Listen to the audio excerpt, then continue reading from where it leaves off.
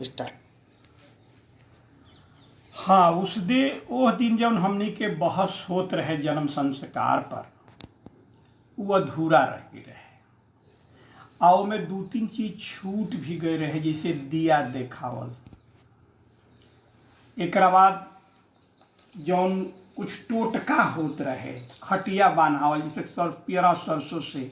लेकिन ई जौन पियरा के सरसों से जौन खटिया बांधात पियरा सरसों से, वो चमैन ही बांधती रहे। काहे से कि अब पूरा सौर के इंतजाम ओकरे जी में छोड़ दिया जाता रहे। लेकिन दिया देखावला में परिवार के केहू सदस्य ही देखावत है, वो औरत है। काहे से कि पुरुष कभी ओजा ना रहत रहे। यहाँ में कुल जितना काम होला नारी ही करत रहेली। मैं एगो सोहर भी बा, ओकरा के हम दो तीन गो लाइन बता देतनी कि दिया देखावे के रस्म रिवाज ओजा रहे। उस सोहर के बोल कि मचिया बैठल तू न सरबे गुनया गरे राम। ए न तानी एका दिया न जराव की होरीला देखाई देहुए राम। रोजा ही सांझवते खाई ला दिया नजराई लाए राम। ए भौजी आजू नाही दिया नजराई भोरिलवा के बधैया मांगिए राम। अर्थात ननद जौन बिया आपन बधाई नेग मांगतिया। काहे से कि भोजपुरी में कौनो जन्म होला उ निहायत व्यक्तिगत ना होखे, उ सामाजिक होला।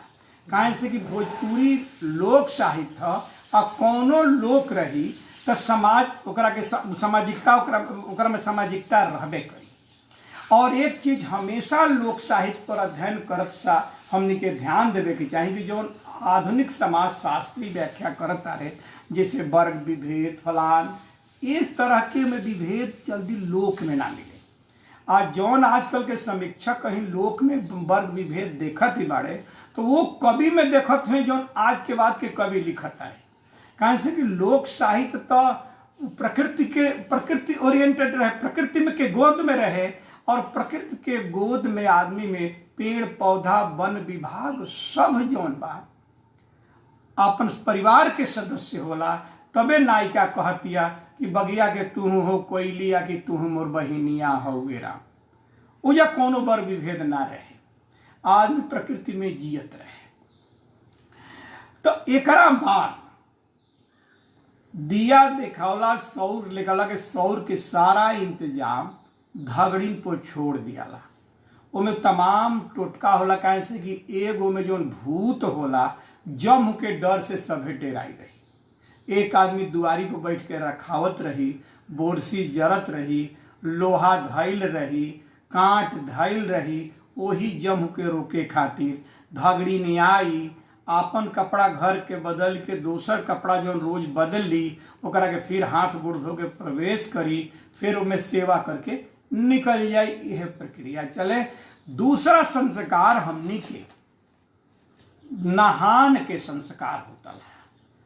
तकरा के लट धोवाई कहता। कहे से कि पहला स्नान है। आ ध्यान रखे के चाहिए एकर पूरा जीव खर्च, एकर पूरा माने नहान के पूरा व्यवस्था चमाइन के ऊपर ही रहत रहा। लेकिन एजा से कर्मकांड शुरू हो जाता रहा। काहे से कि दिन नहान के लोग देखावत रहा कि शुद्ध के दिन बा। लेकिन जनरली जहाँ नहान के दिन ना देखावल जात रहा, ओया जौन काम करत रहे नहान के उके उ जब भी करी तो आदमी आतवार या फिर यह नहान के दिन धा लेता रहा अपना मन में। लेकिन जब पत्रा में आदमी जाई तो पत्रा के अनुरूप आदमी दिन के नहान के दिन खोजवा लेला। आ खोजवा करके ओकर नहान के विधि करेला।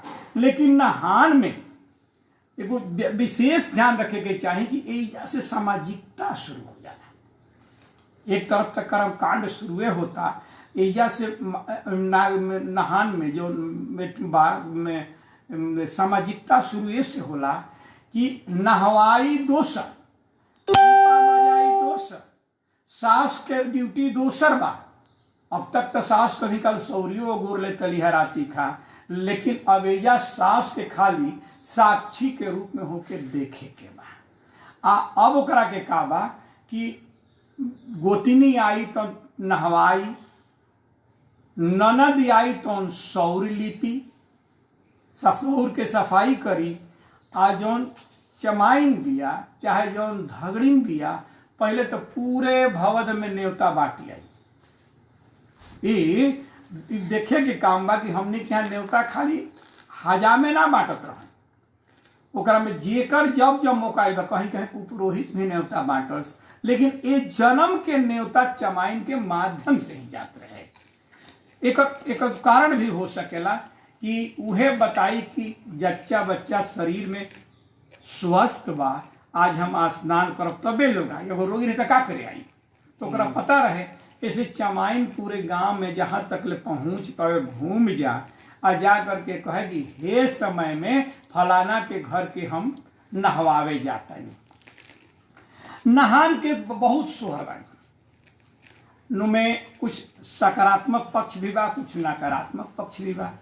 हम ना कहिला कि भोजपुरी के सास बड़े ही शासक रही है।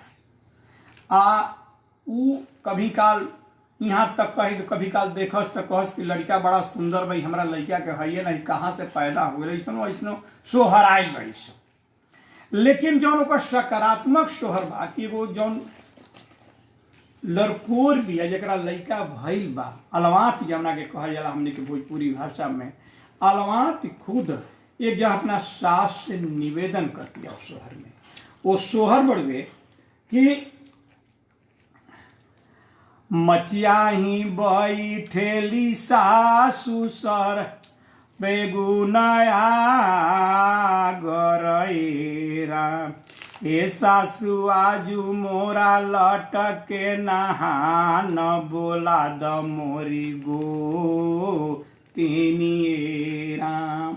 ऐसे ई सोहर हमरा बलिया साइड से मिल रहा और मैं जौन कह रहल बिया कि ननद मोरा लिपि हैं सहुरिया गोतिनिया नहमई है नुएराम, ए रउआ बैठल हो रीलानी रे खबी मने मने गाजबिएराम।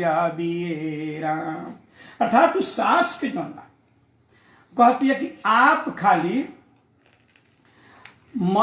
खाली बैठ के निरेख देख, हमार ननद जौन बा सौर लिपि है, आ गोतनी जौन बा तो न होई है।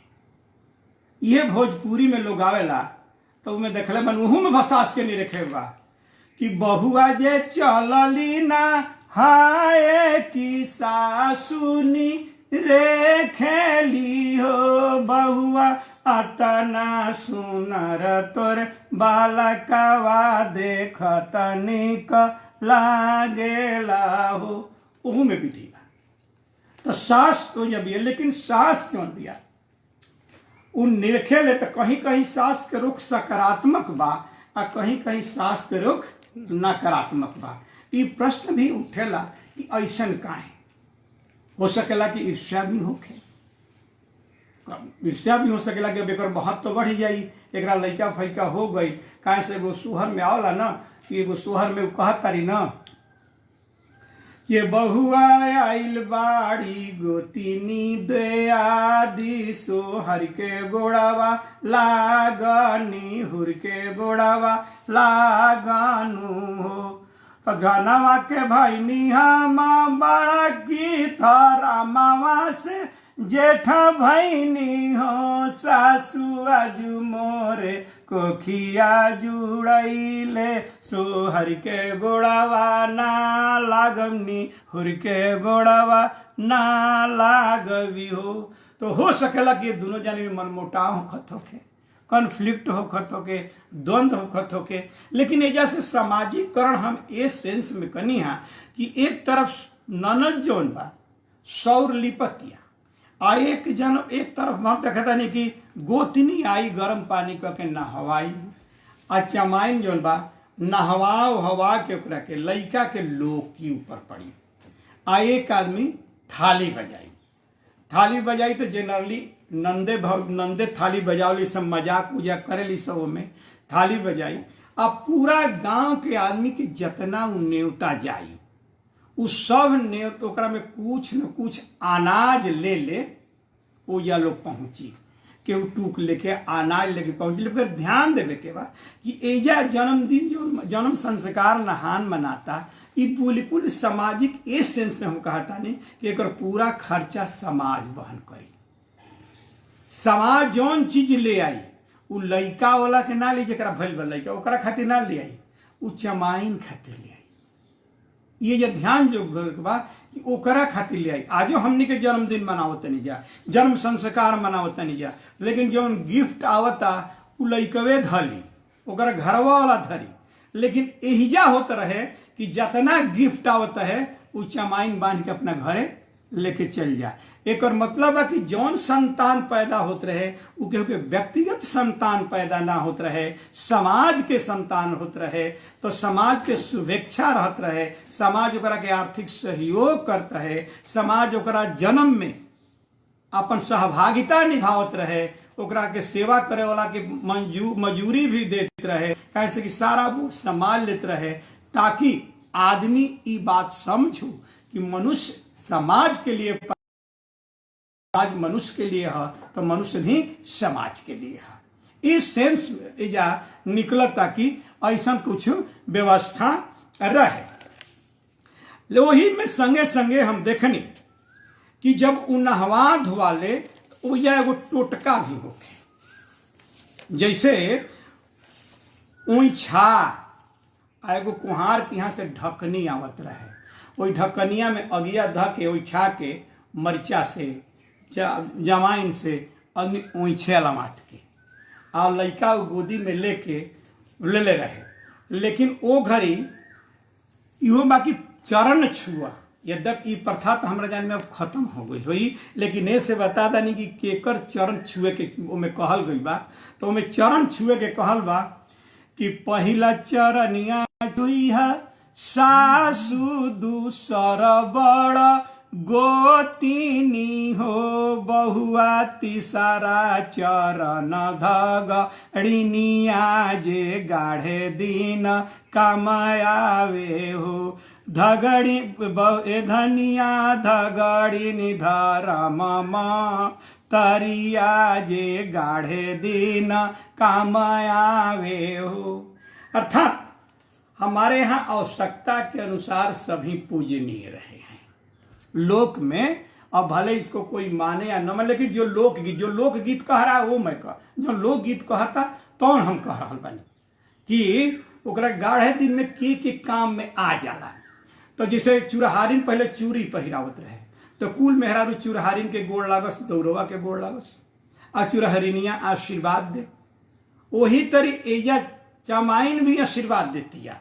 जब ओकरा में ओ लाइन सोहर में बढ़ रही बा कि पियरी पहिरी धगड़ी निकले ओरियनिया तार खाड़ा भैली हो, बहुआ बाढ़ो तो रजनवा के कोखी बरी से दिन पर आई भी हो। अर्थात तुम फिर पुत्रवती हो जा, आ तू पुत्रवती हो जा, हम फिर बरिश दिन पर आई। तो इससे लगता कि आशीर्वाद देवे के शक्ति माने पावर वो जो रहे, आ सब एकरा के स्वीकार करता है, आशीर्वाद लेत रहे। लेकिन थाली बजावे के बेर एगो खिलौना और झूमर के भी उल्लेखावत जौना में धगड़ीन गवाता कि हाँ, नेग मांगे ननद छिपा के पिटाई, नेग मांगे ननद छिपा के पिटाई, लाख मनाई मनबे न कैली, लाख मनाई मनबे न कैली, मांगे गला फंस तो कह रही है कि लाख मन बनाए ये मानती नहीं, अंत मेरा हार ले रहल बिया। ये से हम ननद के मनावत नहीं, लेकिन ननद हमर मानत उनत ना है।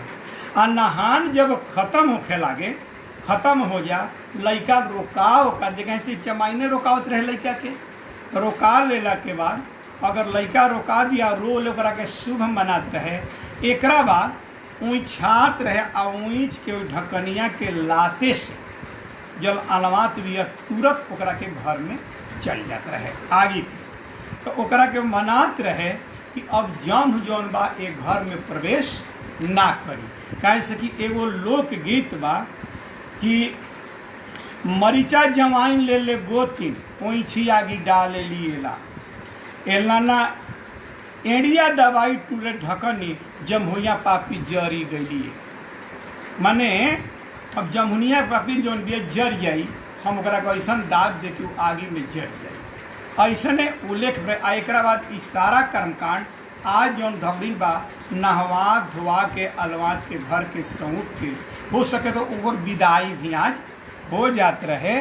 आ ना अब दूसरा दिने नोह कटाई के हमरा के यहाँ प्रकरण शुरू होते हैं, लेकिन बड़ा ही संक्षिप्त ही संस्कार होला। और अधिकतर नोह जब भी कटाई तो सांझी का कटाई, अलवात बिया बैठा रहे चुपचाप। आ जहाँ ओकर वो दिन अब सौर के जौन रोक रहे, सौर में एगो गोरिया माना गोरी टेम्परेचर बनावे खातिर समझा कि अलवात ना निकलत है तो खाना पैखाना सौर सब एक के घर में हो जाता है। लेकिन नहान के बाद ओकरा के अलग अलग करती हो जाते हैं। और नहान के बाद जहाँ पूजा रहे के बाद सौरिया लिपा जाए, दूसरों घर में स्थान बदल दिया जाता रहे। आ तब नाउन के बोलावे आदमी जाते रहे। तो नाउन के जो बोलावे जाता था जनरली हम ही देखत रही कि जौन नाउन रोज नोह काटत या तौन ना काटे, वो नोह के वो विवश होके तबे काटे, ना तो कौन अपना घर के लड़का के ले ले चाहे लड़की के ले ले। तब जनरली एगो क्वेश्चन आदमी करला कि ओकरा एगो रहे कि ओकरा डबल नेग मिले, एगो तो ओकर मिले आ एगो जो नोहवा पहला बेकाटे तो ओकर मिले। तो पहले नोहरनी के टोटका रहे कि ओकरा के कुछ पूजा चढ़ेला, जैसे जने वने होता तो पहले छुरा के पूजा ही होता है। तो नोहरनी के पूज के अगले अलवात के नोहू काटे आ ओकरा के कपड़ा लत्ता मिलत रहे। उनमें बहुत हम खोजनी कहे सके बड़ा ही संक्षिप्त होला, लेकिन एका दूगो गीत ओहू में मिलल जौना कि 4 लाइन हम पढ़ देता नहीं, चूँकि गला खराब है बड़ा सर्दी से हम गा ना पाई।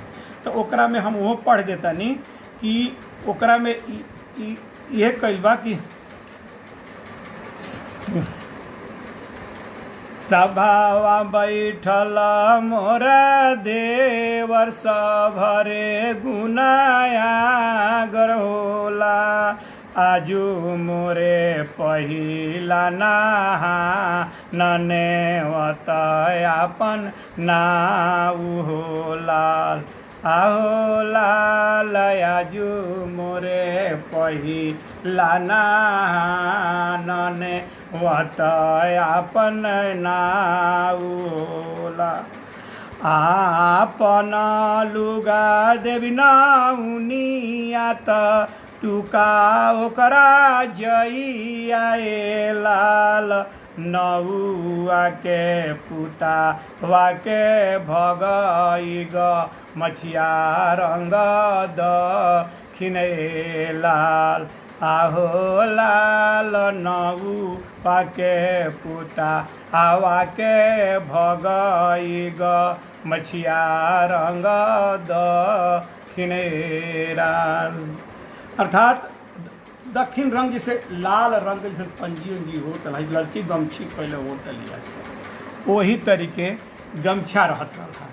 तो मैं अब देखा मैं कहती है जाई मैंने लड़की आपन लुगा तो ओकरा के दे दे, लेकिन जौन जाई ओकर लड़की ओकरा के टू के एगो कपड़ा दियात रहा ओकरा के दे दे, और दूसर का काम ओकरा लड़का के भगई भरी आदमी भगई पहिरत रहा एगो गमछा दे। अब भगई बहुत पुरान पोशाक रहे, यही से बुझाता गीत की पहले गवात हुई, लेकिन आजकल गीत हमरा के सुने उन्हें के मिलत ना। ये गीत हम बनारसे से ले रहे। वो महिला रहे बिहार के रहे वाली, भोजपुर जिला के, लेकिन खोजवा बनारस में कोई भानुमती नाम रही, हमारा के गीत दे रहे। तो ये गीत में हम देखने की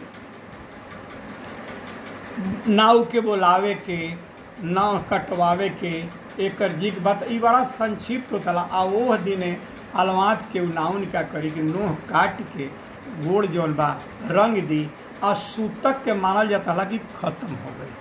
तो अब सूतक केकरा पर लागत है, एक नया व्याख्या तो आजकल ही होता कि चूँकि चमाई ना होता है ये सब सूतक लागत है। लेकिन हम देखते नहीं कि उ कपड़वा में सूतक लागत है कि नरवा में सूतक है। कैसे कि जब चमाई उ कपड़ा पहन के आवत रही तब सूतक लागत है, जौन खोल के रोज धरत रही आ वही घड़ी खोल के वजह धर दिया, वही घड़ी कपड़ा पहले तो फिर सूतक खत्म हो जाता है। लेकिन हमारे देवता जौन बड़े देवता होता के पूजा हो जाता सबके, तो ई तो कर्मकांड में आ जाता था, ये रहत रहा। लेकिन वो जब वो अपन कपड़ा घर वाली कपड़ा पहन के आई तो ढुक जाता है आंगन में, वो सूतक ना मने। जिसे रोज आवत लिया तो ढुक जाता है, कोनो सूतक ना मनाता है। लेकिन जब नार काटे वाली जो कपड़ा पहनत लिया वो जब पहली तो सूतक लागे लगे। वही तरी जब इ नोह काटे वाली कपड़ा जब पहना जाता है तब उनमें देखत उतर जाता है तो सूतक खत्म हो जाता है। तो अब यह सूतक कपड़ा से लागत है कि कैसे लागत है, लेकिन सूतक मनावल जाता है। लड़का के 12 दिन, लड़की के 21 दिन, तो अब वहीं मनाई ले जा। अब बड़का नहानो होला तो बरही से 21 दिन लड़का के बड़का नहान होला। अब बरही के 13 दिन, बरही के 13 दिन के बाद जो 21 दिन हुई वो लड़की के नहान होता रहा। वो बड़का नहान तो परंपरा खत्म हो के केहू जानतो नहीं खे ना सुनता, आ ना तो कोई वैसे पारंपरिक परिवार हो तो जानत हो। नोह कटैला के बाद अब कहीं कहीं छठी के विधान रहा आ कहीं कहीं बरही के। लेकिन बनारसी माने काशिका भोजपुरी में अधिकतर लोग छठी करते। लेकिन हमनी के यहाँ मल्लिका भोजपुरी जो हमनी के बाद, चाहे मल्लिको भोजपुरी में हम देखले बानी, मल्लिका भोजपुरी में तो दोनों रहेला, छठी या बरही दोनों। लेकिन हमनी के यहाँ जो मल्लिका भोजपुरी दिया अधिकतर हमनी के बरहिए करत नहीं जा। आ 27 तो जब लड़का 27 में पड़ी तो 27 के काम तो पूरा कर्म कांड वो या लोक बल्कि कमजोर होला, शास्त्र मजबूत होला, स्मृतियाँ मजबूत होली सब। लेकिन बरही तक लोके मजबूत रहेला और एजा नारी के ही एजा द्वारा सभी काम कई जा। तो बरही के दिने जो अलवात बिया ओकरा के नहवावल धोवाल जाई। अब भोज भात के तैयारी हुई। लेकिन ध्यान रहे बरही के भोजन अब भले केहू के खिया देता, लेकिन जेकरा से पहले ओकरे के खियावल जात रहे जेकरा के कच्ची के भोजन से मेल रहा। कच्ची के भोज रहे कहे सके में दाल भात पूरी, पक्की के भोज तो सब खात रहे। कच्ची के भोज तो हम देखी कि हमनियों के यहाँ बहुत आदमी ना खाता। यहाँ तक कि बहुत आदमी माने वो भी शेड्यूल भी कहे कि आप लोग के घर के हमने के कच्चा भोजन ना खाए। क्या कच्चा के भोजन क्यों ना खाते रहे? लेकिन जब पक्की के भोजन तो सब खा लेते रहे। लेकिन ये हमें कच्ची के भोजन, लेकिन जे आपन पवनी बा, जैसे नाऊ चमार बारी धोबी, जे आपन चमाई पवनी बा वो जरूर रहे संगे। आ ओकरा के निमंत्रण जा आ उ सब आवे संगे खा रहे, ओकरा में कोनो भेदभाव ना रहे, अपन खाना परिवार के ले भी जा। तो ओमे होखे लगा कि बरही के दिने पहले गंगा आ शिव के पूजाई खूब होते रहे। तो गंगा पूजाई भी लालवात कर, लेकिन इतना दूर गंगा रही तहाँ अलवात गंगा पूजाई न करे जाए। वो सीधे ज़्यादा से ज़्यादा जाई गंगा पूजाई कर, तो इनार कुइया पूजाए लागत रहा।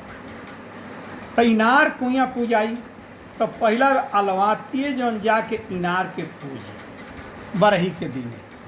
तो पूजे लगी अलवात जब पूजा गीत यद्यप सोहर गवाई, लेकिन वो गंगा जी के नाम पर ही गवाई।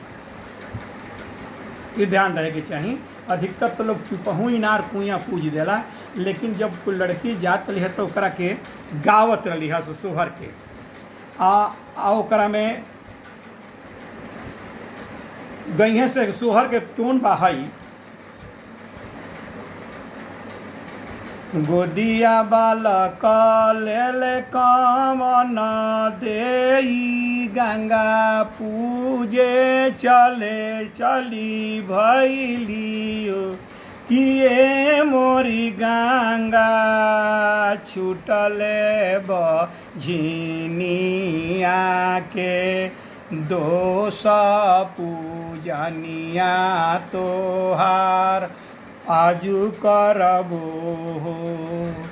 आखर गहुमा के आएपन से नुरवा भाखर हाथ ले मोरी गंगा आखरे जाऊ वापी ठार लवंगिया ओपो शोभेला हो त जावहूँ एतियई जावहूँ घरवा जाजू उड़ावहूँ हो एतियई जैसे जुड़वलू तू हम के वही से तू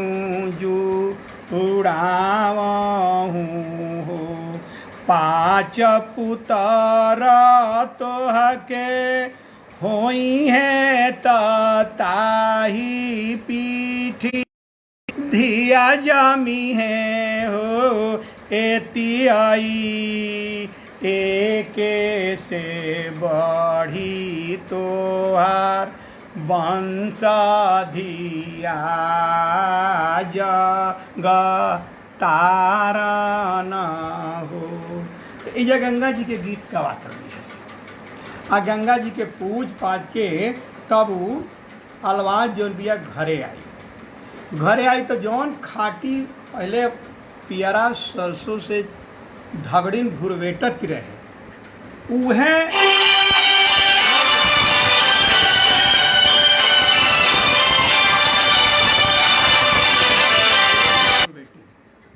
आज ओकरा के घर के लोग ही घुरबेटी आ कोनो घर के मेहरारू ओकरा के चारों तरफ से घेरी हैं आ अब में का करी काजर पराई एजा जौन देखले बानी कि फुए ही लइका के काजर करे आवे आ ओकरा में भी ओकर सोहर बा आ वो सोहर में कि फुए काजर करी आ और लोग जौन बा ओकरा में करी तो ओकरा जौन बिस्तर पर बा की आई तिल चाउर छिटा दिए एगो बिस्तर बिस दिया कहीं कहीं हम देखले बानी चाहे सुनले मैंने देखे के कहा बा जो पुरुष के तेल आउे नहीं के देखे के कहा बा लेकिन जो बतावेला कि जौन प्लेसेंटा बा खेड़ी जौन वो खेड़िया के उतने सुखावल रहे आ ओही जो खड़िया में वो बन्हाई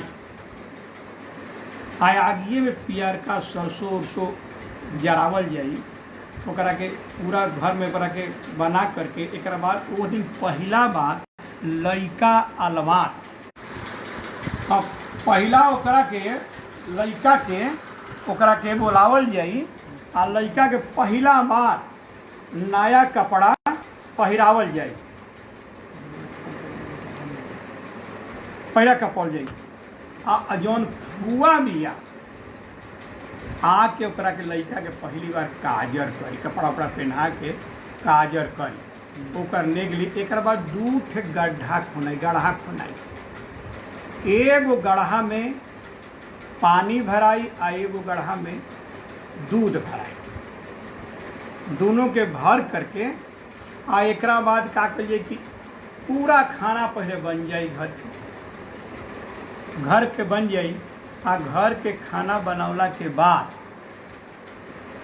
अब ओकरा में जन्म संस्कार में वही पीढ़ा वही दूधवा पनिया के ऊपरा रख के अलवात के बैठावल जाए ये रस्म के हमने के कहीं ले जा खेड़ ही जुड़वावत। आ एकरा बाद दरवाजा पर मेहरारू गीत गावे लगे हैं।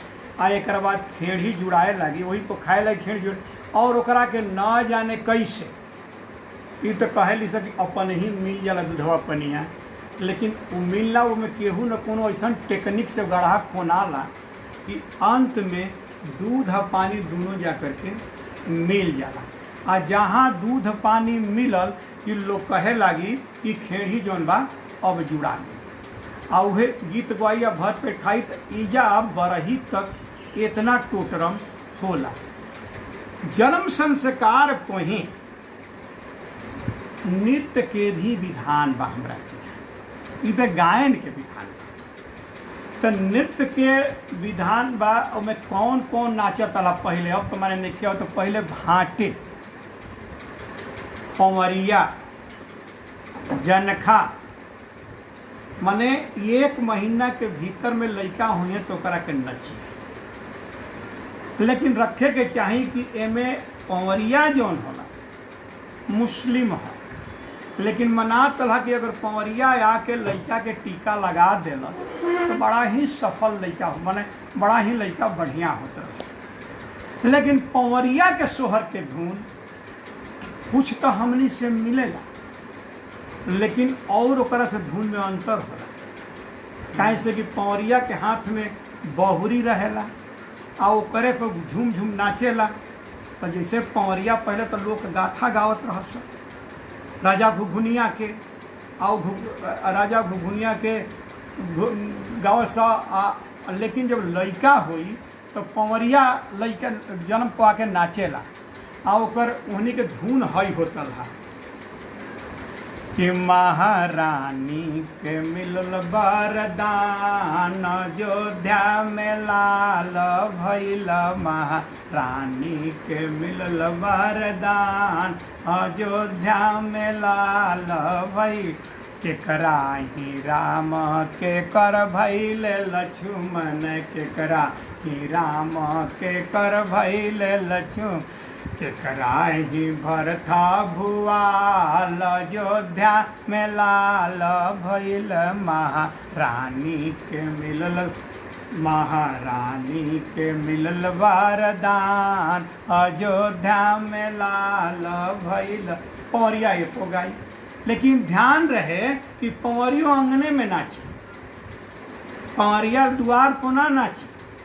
ये जब कहीं कहीं लोकगीत में तो द्वार पर नाचे के उल्लेख है बा। अब पंवरियों के नचाई तो घर वाला तो भले जितना दे उतना दी, गांव वाला भी ओकरा के खर्चा करी हैं कि जितना पंवरिया की जाए कि पंवरिया नाचता वो सब अपना अपना सब घर से सामान लेके आई हैं, अब पंवरिया बांध के उठा के लेके चल जाए। दूसरा नाच ई जनखा के होत रहा, बाई रिलीजन जनखा भी मुस्लिम होत रहा। वो भले पैदा कौनो घर में हो जाई कि जब भी पैदा हो तो बाई रिलीजन मुस्लिम होत रहा। तो ये हमारा बुझात रहा कि जब मुसलमान भैले वो घड़ी के समय राजा जब हमरा के यहाँ रहन तो वो घड़ी से संस्कृति के जो मेल मिला भय रहे। कुछ लोग कहला कि दबाव से मिला रहे, वो टैक्स असुलत रहन, CID रह घर के रिपोर्ट देते रह। कुछ लोग कहला कि ना हमने के दोनों संस्कृति पचौले रही जा। लेकिन उहो आई लड़का भैला पर तो नाची आशीर्वाद दी, पंवरियो लड़का गोदी में लेके नाच का आशीर्वाद दी आ हिंजड़ो लड़का के नाच। लेकिन हिंजड़ा के गावे के धुन दोसर, कैसे कि हिंजड़ा में एगो ढोलक रही आ एगो मजीरा रही आ बस और कुछ न रही। लेकिन पंवरिया में बहुरी रही, हथवा पर रह के बजाई आ एगो ढोलक रही, यह पंवरिया के बाजन रहा। लेकिन हिंजा बड़ी उनकी जितना मन चंचल रहा उनके धुन भी उतने चंचल होता रहा। हे तरीके सब अरे कहवा ही तुलसी हो जा ललिता के रे जरिया, रोपेला के रे जरिया, एह मोरे ललना कौन रे जोगिनिया जोगावा, कैली हो तुलसी रे गछिया, रे गछिया सुखली रे तुलसी रे गछ। अरे सासू मोरे तुलसी होला गवली रे ननदिए जलवा ढरली रे ननद मोरे ललना गोतिनी रे सवतिया जोगवा कैली हो तुलसी रे गछिया सुखली रे तुलसी रे गछिया सुखली। वो लोग यह तरीके धुन होता है। तीसरा, कुछ दिन के बाद जन्म के संस्कार नाचे खाते भाट और भाटी दिया होता, ध्यान रहे। लेकिन अब ये परंपरा खत्म हो गई, लेकिन भाट अभी भी यही है हमरा के यहाँ। तो जन्म संस्कार के मंगल गावत रहे हा और वह मंगल गा के हम एकरा के बंद करत हैं। मंगल बहुत बड़ बाउदार दशरथ के जब लड़का भाई होखत रहे वो घड़ी के मंगल है और बहुत मशहूर भाटन के मंगल है। ओकर मंगल ये है कि तसवा खेलत राजा दशरथ चेरिया राजा करे हो राजा राउर धानी दर देवे या कुल रौरे के बोलावेली हो राजा राउर धानी दर देवे या कुल रौरे के बोलावेली हो। तसवा फेंकेले राजा दशरथ छत्तीसगढ़ में धसी जाले हो ललना पहुँचेले वही गाजा ओ बरी जहाँ रे रानी कोसल जहाँ रे रानी कोसल हो। धौरी के गोदी में बैठावेले अभमा मनावेले हो रानी कहा तोरे काई मन भावे हमें के बताला देहूँ किया निक लागे बस मतिया की दलिया रहरिया के हो रानी किया निक लागेला बागरवाती अनपारा वारवा के हो रानी किया निक लागेला बागरवाती अनपारा वारवा के हो नाही निक लागे बस मतिया ना दलिया रहरिया के हो राजा नहीं निक लागेला बागरवाती अनपारावा के हो डाढ़ मोरे बथेला लही उधर चिल्की मारे हो राजा बड़ी जोड़ से बथेला का पार त उठावा झुराई जाले हो राजा चली जाऊ नामो रंग देसे जहाँ रे बसे धगड़ीनी हथिया कसेला हाथी आहावा तो घोड़ा सारा कसे हो ललना डोलिया के कसे ला कहार चलेला सब मोरंग हो ललना डोलिया के कसे ला कहार चलेला सब मोरंग हो हाट जो की बाट पूछे चिराई चुरुंगा पूछे हो राजा कौन डरिया जाई मोरंग देश कैसन मोरी धगड़ीनी हो ऊंची आटारीपुर पाटन बासवा के छाजनी हो ललना ताही तर चाना नावा के गाछी ताही तर बैठे धगड़ी नी हो नाही धेरी छोटा नाही मोटा बिया तनी तनी गोटा बिया हो ललना गरावा पहिरे है कलहारत कर कर धनी शोभे हो हाथवा में शोभे हाथ शंकर गोड़ा में गोड़ाव शोभे हो ललना नकावा शोभेला नक बुली हेरे हमार धगड़िनी मोटावा बैठल रानी धगड़िनी राजा के अरज करे हो राजा काई भाग ऐल मोर दुआर कहत अवध कुशल हो किया तोरा अनधन थोरा भैले लक्ष्मी बिहुन भैली हो राजा किया तोरी रनिया गर्भ से दरद से मातली हो नाही मोरे अनधन थोरा भैले लक्ष्मी बिहुन भैली हो ए धगड़िनी आजू जेठ रनिया गर्भ से दरद से बेआकुल हो